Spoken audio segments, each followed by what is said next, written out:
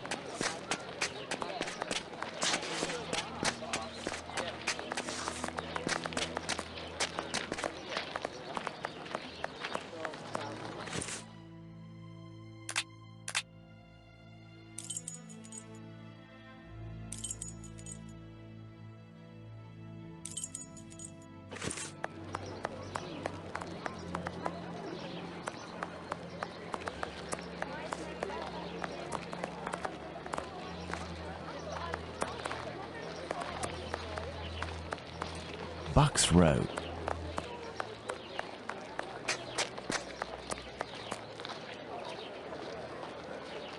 But what are all these people doing here, Holmes? Apparently they came to see the scene of the crime. What about us? Aren't we going to see it? We will return this evening, Watson. The circumstances should be ideal for carrying out our little experiments. Well, Watson, we are at the scene of the Polly Nichols murder. Imagine the victim lying at the spot where she was found and try to discern all of the clues we can. Watson, you are a writer. I am therefore entrusting you with our deduction board. It will help us to establish certain facts. Understood, Holmes.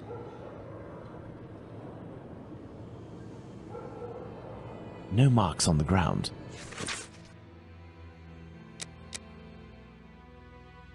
The ground is muddy. The body was lying on its back, legs straight and slightly apart. The skirt had been lifted up to the middle of the body. The left hand was touching the barn door. The body was still warm. Let's reread the preliminary report for the details on the wounds inflicted upon this poor woman. Let's look at this poor woman more closely. The throat was slit from left to right. There are 2 incisions. The tongue is swollen. There's a bruise on the left cheek. A small pool of blood, 6 inches in diameter.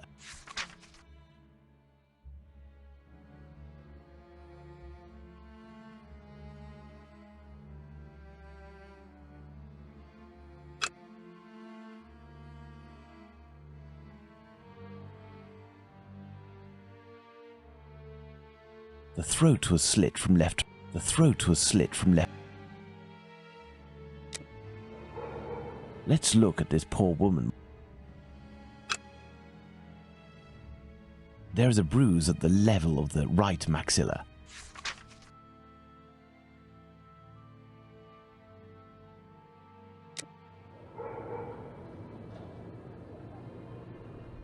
There is a black bonnet near the left hand.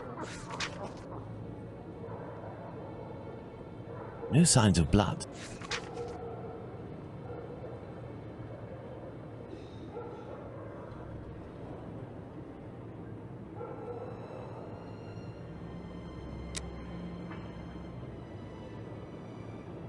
Bucks Row. This spot is deserted, Holmes. The prostitutes only come here to exercise.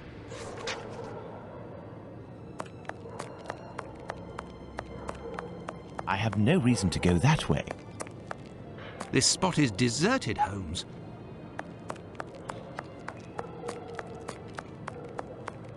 There is only one streetlight lit on this street, Watson, and this spot is particularly poorly lit. Well, Watson, we have found all of the possible clues, I think. We will now attempt to recreate the scene of the murder. Come closer, Watson. I have to make you up. You are joking, Holmes?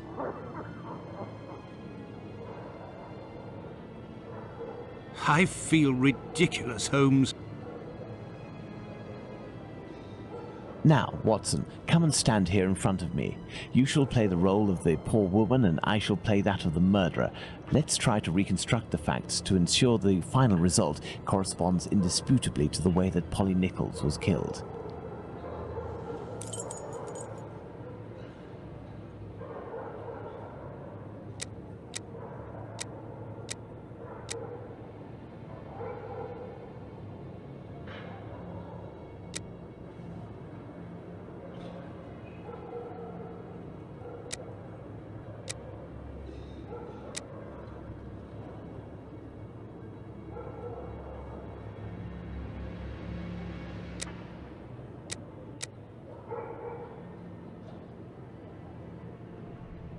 Sorry, Watson.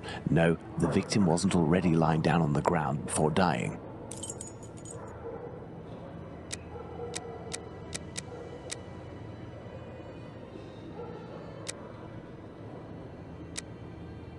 Yes, it's quite possible the events occurred like this.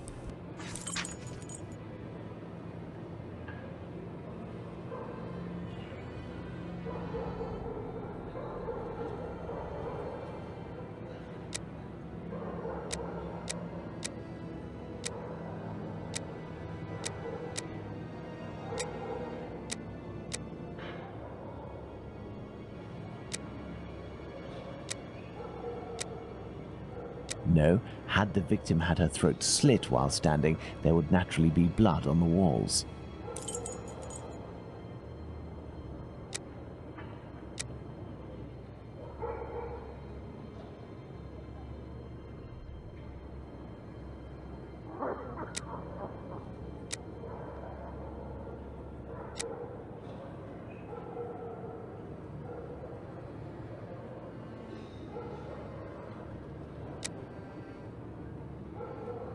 The murderer had enough room to inflict the wounds to the neck, and these wounds suggest the left hand was used.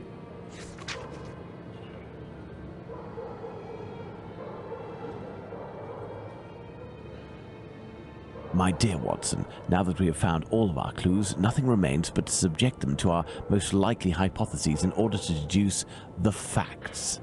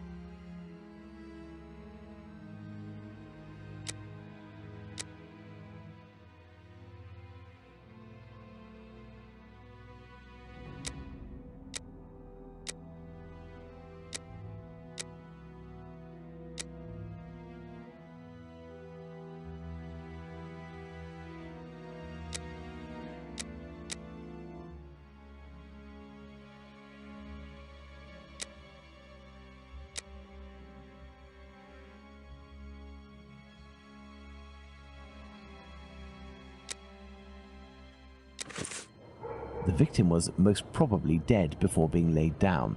Once the heart stopped, gravity drained the body slowly, not in a heavy spurt that would have stained half the street.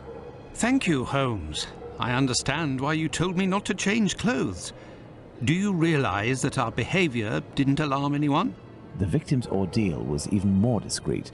By acting in silence, we have confirmed something. The crime definitely took place here. The victim and her murderer were able to come here without making any noise, and afterwards the murder took place without the slightest cry being uttered. Come, Watson, let's go home. We have spent far too long in this sinister alley.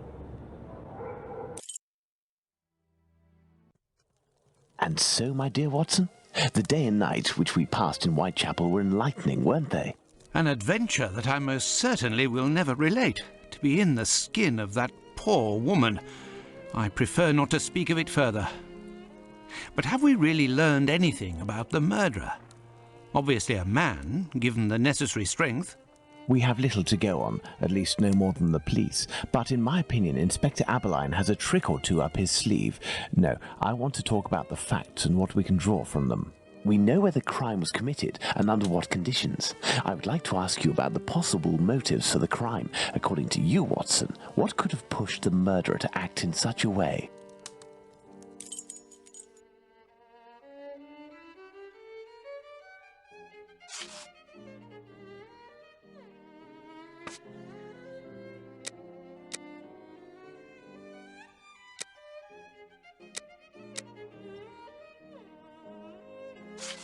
Revenge, Holmes? Revenge could be a possible motive, but with one small reservation.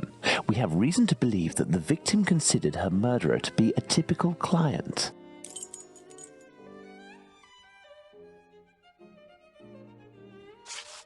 A personal drama. Love can certainly lead to many a drama, but we have to consider the fact that the victim didn't know her attacker.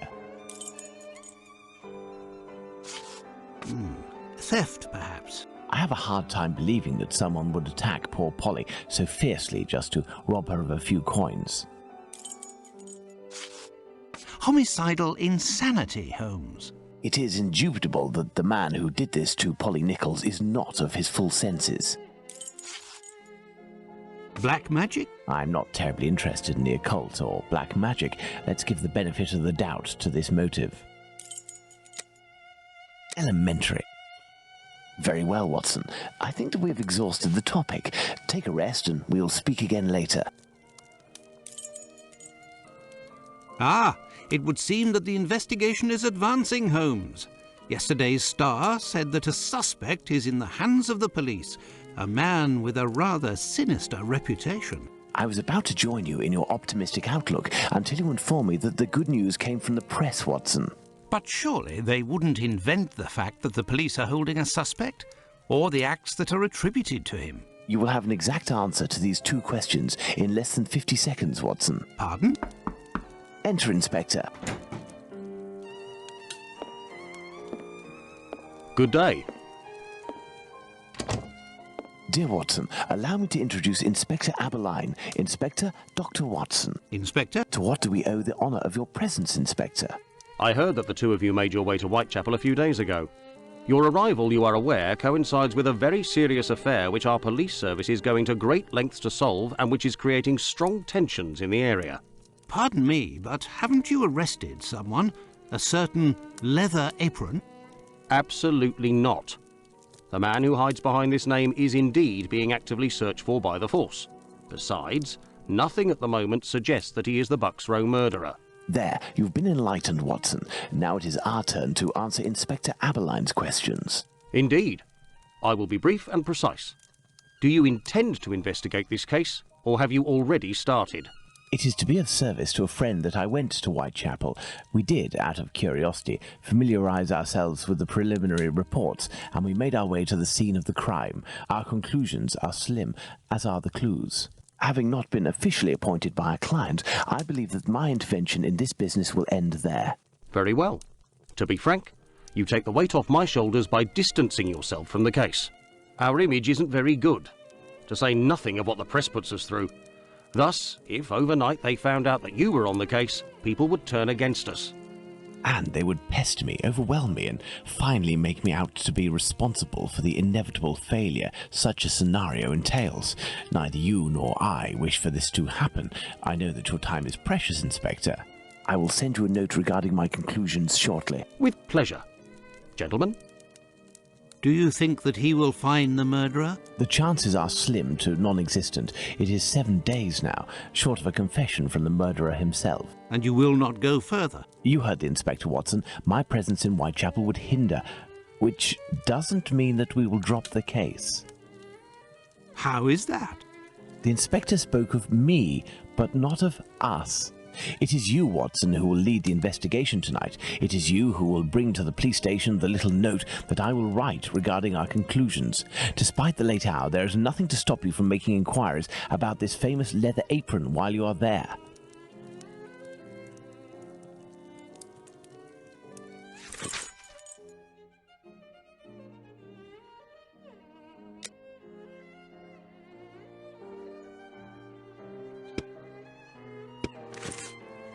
What? You still haven't left for Whitechapel, Watson?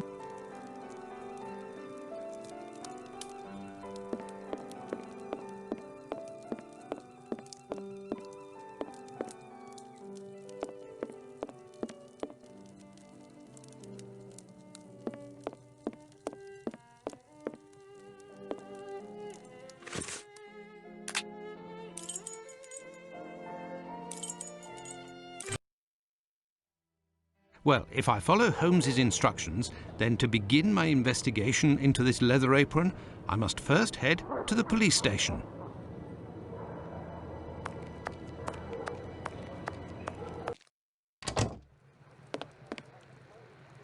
Good evening, sir. What do you... I know you. You were here last week with Sherlock Holmes. Indeed. I have come to bring a message from Sherlock Holmes for Inspector Aberline. Very well, I will pass it on. But come to think of it, someone was asking about you recently. Finley, the caretaker of some shady boarding house nearby. Does that mean anything to you? Ah, perhaps. Actually, I read in the Star that you have arrested a suspect called Leather Apron. You shouldn't believe what you read in that rag, sir. The man is being hunted, but we have yet to get our hands on him, and we aren't close to it either. Why ever not? Bah, he's a specialist in the streetwalker racket. These girls make pitiful witnesses, and we don't inspire confidence. Furthermore, the man seems to be pretty discreet lately. Someone must be helping to hide him. How to get on his trail, then? One of these girls would have to confide in us and give a valid description of the man. Then we'd ask around the journeymen, who use aprons, I imagine. Well, goodbye. I must go to Finley's boarding house.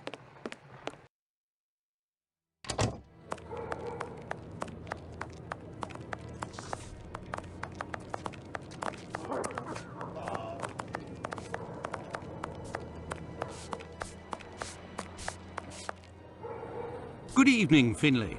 Oh, good evening, sir. Aren't you the gentleman who was with the great detective the other time? That is indeed me, Dr. Watson. Tell me, Finley, I was told that you were looking for us at the police station. Indeed, I wanted to thank you for last time, you know. That vagrant has never set foot round mine again. I even found a tenant, one who pays his rent, I mean. You don't seem very happy, but you were lucky to have found a good tenant so quickly. It's just that this man is very strange. He paid several days in advance and I gave him a key to the place. Since then, he goes out every night and returns at ungodly hours. I'm sure he goes to visit the ladies, but still, every night. And when he moved in, something must have broken in his case and stank up the stairs in his room for 2 days. I think it was a jar. It must be over there. Tell me, have you heard talk of Leather Apron? By the papers, that's all. This man seems very sinister. Do you know any journeymen who use this type of apron? The slaughterhouse butchers, I believe, but definitely the cobblers. I know one, old Isaac Solomonovich. His workshop is on a small street in the Jewish community, across from the hospital. He's a good man. He can help you. But you know, the people there are very close and don't share much with non-Jews. Thank you, Finley. At your service, sir.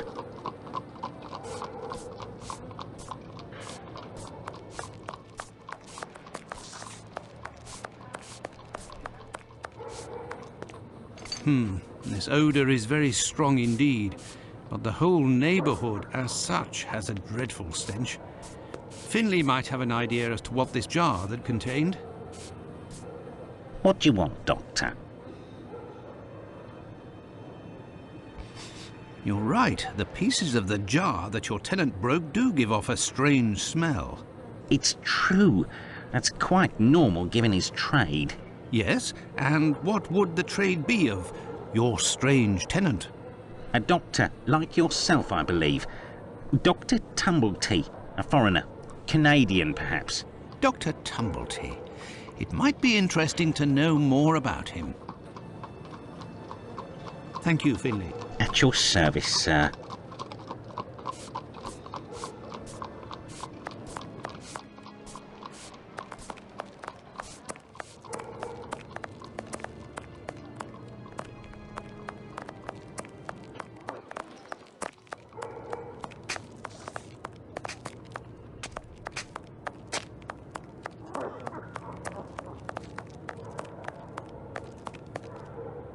Oh, it's you. I'm coming. Dr. Watson, how are you? Well, and yourself? And how's your uncle? Oh, he sleeps a lot, but he doesn't seem to be suffering. Your medicine has worked wonders. Thank you again. It was the least I could do. I have come to see you about a certain leather apron. Have you heard of him? Oh, yes, of course. Terrible things are said about that man. Have you ever come across him? Goodness gracious, no. But I know that he has threatened and taken many girls in my situation. I don't know what more I can say, but Bella will be able to tell you some. Who is Bella? Bella Pullman. She's the landlady of the place where I could take you there if you like. Please do. It's me. It's Lucy. This gentleman would like to speak to Bella. It's the doctor who helped me. I must leave to return to my uncle. Thanks again.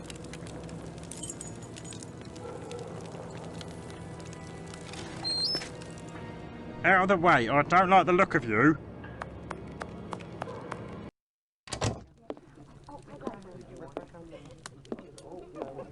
Can I get a refill, please? If you'd be patient, Madam Bella will arrive in a moment.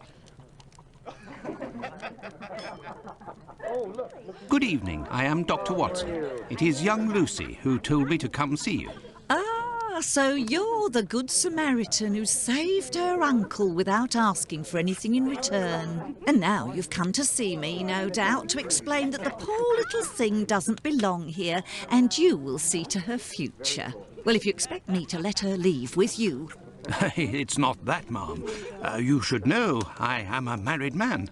And why should that matter? I believe there has been a misunderstanding. The reason that Lucy sent me here is that you may be able to give me some information about Leather Apron. Are you a doctor or a constable? I am most certainly a doctor, but I am acting in this matter in a private capacity, and I would like to find this man. Well, if you're able to rid us of him, I'll give you a week's worth of free passes. That man is a thorn in our sides. He spies on the girls in the streets and watches them inside the houses, spying through the windows. And as soon as they're finished with a client, he jumps on them without any warning and forces them to give him their money. I've never seen him, but one of my girls was attacked by this man, and she said that he wore a leather apron and carried a knife. And his face, oh, he has a horrible head, with rat's eyes and a deformed mouth. She even said that she knew his name, Pizer, or Pizer, I think. but I don't know where she can be found. Margie, Nutcracker, the girl I'm talking about, could tell you more, but I had to let her go last week. Why did you let Margie go? The poor girl caught a shameful sickness, and the symptoms have attacked her face, if you know what I mean. So I gave her notice, and a little bit to help her along. I don't know where she is now, but she'll certainly be getting treatment at the clinic if she's still in the neighbourhood. Did you speak to the police? What would they do? Who cares about the girls in the streets? Would you have received a visit from another doctor, a stranger by the name of Tumbleton? I'm just like you, Doctor, sworn to secrecy in my profession. But as I've taken a fancy to you, I can tell you that this name is not unknown to me. And if you do me a little favour, it is possible I might remember something about him. What kind of favour must I do for you? You see that man over there? He's a rich artist, a painter, a regular client round here. Well, yesterday, he came and left his cane in the umbrella stand in the hall before going into one of the rooms. Well, when he returned to this room, the cane had disappeared. It's a cane with a massive silver knob. Must be worth a fortune. He threatened to call the police unless he got free services in my establishment for a year. I'll be forced to accept, unwillingly, of course, given the services that he's demanding, unless the cane is found. Did you question the residents regarding the theft? They didn't see anything, and there's not one of them that would risk stealing from a client here. Who was in the room when your weasel of a client was in the chambers? There were a few that came and went, but Mary could tell you better than I can, because she was the one at the counter yesterday. Thank you, ma'am. No problem, my angel.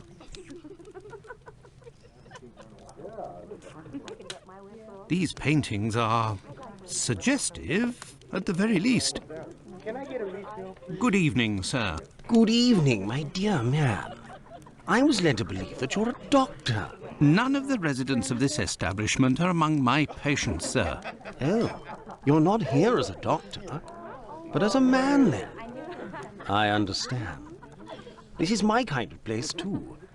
It's in these houses in Whitechapel that you find the girls that are the most natural and definitely the most docile. Your way of speaking about these women is not that of a gentleman, sir. I heard that you were the victim of a robbery here. Oh, I'm not complaining. The loss of that walking stick will certainly bring me a very pleasant compensation. What does your cane look like? The stick is ebony, about 35 inches long. The round knob is made from chiseled silver with a ring around the middle of the same workmanship, just like the tip, for that matter. If you find it, don't tell a soul. Keep it for yourself. Got it? Well, goodbye, sir. Goodbye, or until next time. And good evening.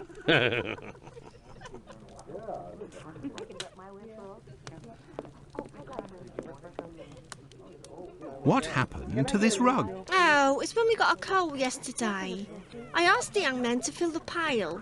Came back to put it down, but his feet were covered in soot and he made a black print. Madam Bella said it was my fault and I got a shilling's penalty. I also have to clean the print and it's no picnic. He has immense feet, that boy. I heard that there was a theft yesterday. Did you see anything? No, and I was here the whole time. Who delivers the coal? It's never the same person. I've never seen that lad before. Who delivers the coal? Do you always keep an eye on the coat stand? Oh, yes. Well, when the coal delivery came, a client came out of the chambers and stopped me from seeing the boy who brought the bucket of coal. You don't think he would have taken advantage? Until next time, miss. With pleasure, sir. Very cool. There you go.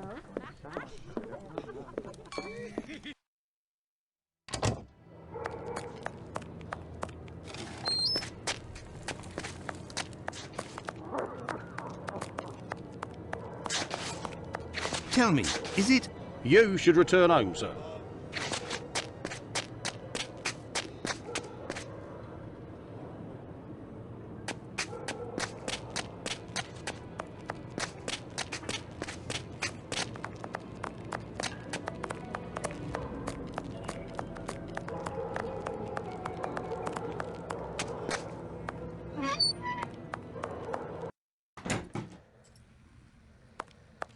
A large, black footprint.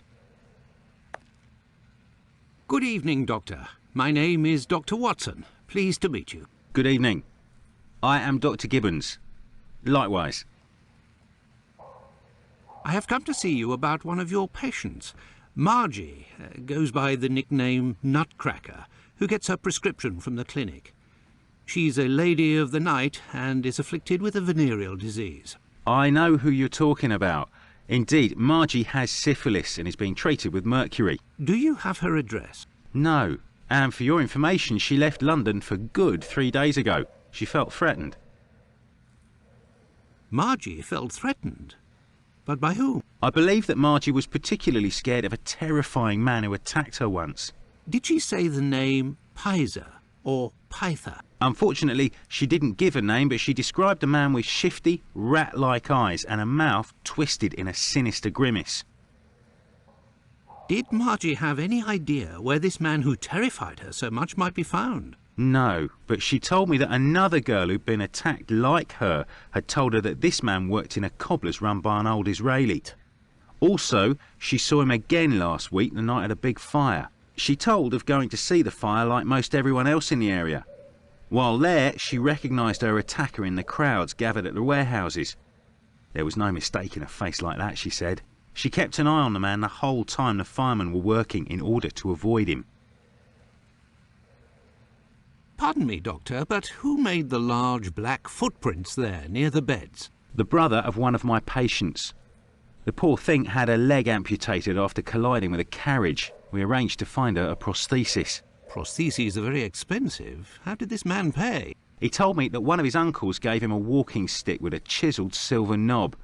I agreed to accept this knob in exchange for a simple prosthesis with harness. But this object is of great value, and I could finance half a dozen other prostheses by selling it on Petticoat Lane. Doctor, I have reason to believe that the silver knob that you possess is from a cane that was stolen by the man who brought it to you.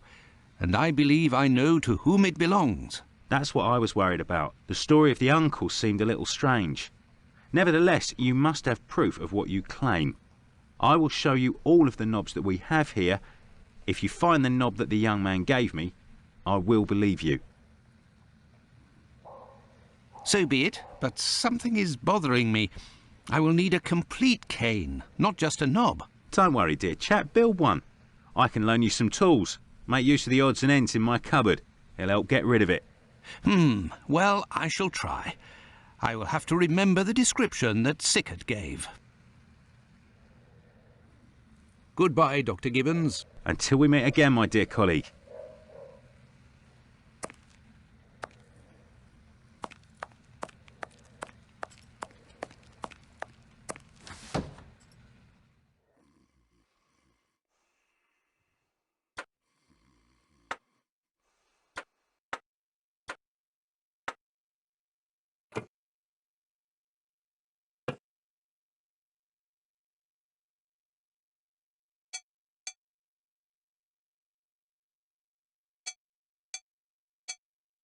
There, all done. Holmes couldn't have done better himself. What can I do for you, my dear colleague? I believe I found the knob from the stolen cane, which I succeeded in putting back together. That's the one. And yet I cannot give it to you, Doctor. I will only return it to the police, and only if there is an official complaint against me. Would there be a way to convince you to give me the cane? Find me a dozen solid adjustable harnesses for wooden leg prostheses, and it's yours, Doctor. Goodbye, Dr. Gibbons. Until we meet again, my dear colleague.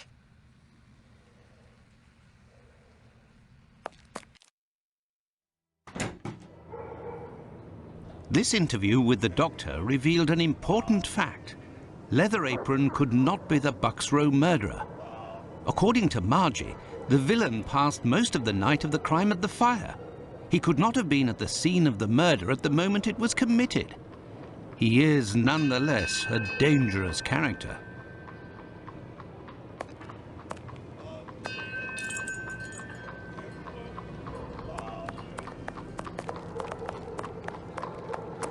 A cobbler's shop. There's nobody here. How very odd. I say, these things look like harnesses. Oh my, they are noisy. Good evening, sir. Pardon the interruption. The door was open. I didn't think that I would find anyone working at this hour. Good evening, sir. I didn't hear you come in. Say, those things that made noise, they are really harnesses, aren't they? Yes, horse harnesses. But I must tell you, sir, that the store is normally closed at this hour. That is why I've asked you to return tomorrow. I didn't come about my shoes. I came to speak of a cobbler, perhaps one of your former employees? A man with very particular habits. You aren't with the police by any chance? I'm sorry, but I do not want to speak of anything but shoes with you. I am not a policeman. I am Dr. Watson. It's Mr. Finlay, who told me that you might be in a position to inform me. Ah, that Mr. Finlay is a very brave man. And if he sent you, then you must certainly be a worthy man also. So, Doctor, who is this cobbler with strange habits? The man of whom I speak is called Pizer or Pyther, a man with a frightening face. Do you know him? Yes, John Pizer. He worked here for a while, but he is no longer here. Do you know where I can find him? No, and if you look, you will not find him. Why? Because he is in hiding, Doctor. You see, a week ago, a horrible murder took place in the neighborhood. A rumor circulated that he might have been responsible for this crime. They say he has quarreled with women of certain virtue in the past, if you understand me. Isaac, it is about the Bucks Road case that I have come to see you. I have the certitude and an incontestable witness that Pizer is innocent, at least of this crime, although he has attacked a number of street women. If he doesn't come forward to explain himself to the authorities, he is condemned to hiding and to take the fall for this murder. Furthermore, it will cast suspicions on your community because they must be hiding him. And while the whole police force is hunting for him, they cannot concentrate on the real assassin who roams the streets and, one never knows, may take any one of you any day. If what you say is true, your visit is a godsend to our community, Doctor. I tell you something. I know Sergeant Thick, an honest policeman who lives in the area. I'll tell John's family that he must go there to explain himself. But if you could please go as soon as possible to the police to give them this report that you say is incontestable. I will go as soon as I take leave of you. Thank you. If I can ever be of service in any way, do not hesitate to ask. Could we transform your horse harnesses into harnesses for wooden legs? Adjustable harnesses? A good craftsman can do anything, Doctor. And I do believe that's what I am. Come back in a while and it will be done. That will be my thanks for what you have done. I shall return later. At your convenience, sir. I am spent. I would like to return home, but I promised to go to the police as soon as I could. Now then, let's go to the police station.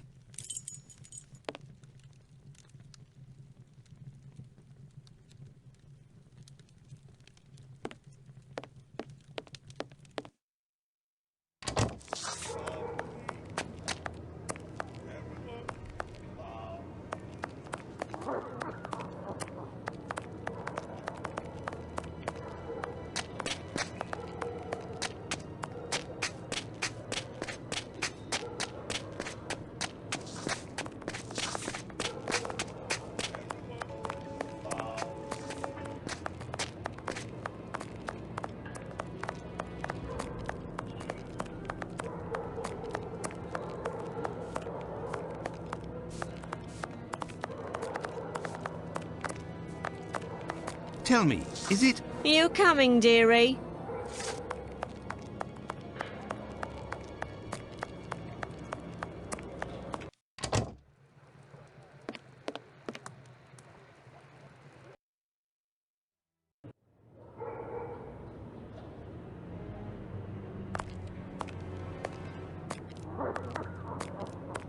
Will you? Yes. Hey, Doctor, you seem tired. Were you wandering the darker parts of Whitechapel all night? You could say that.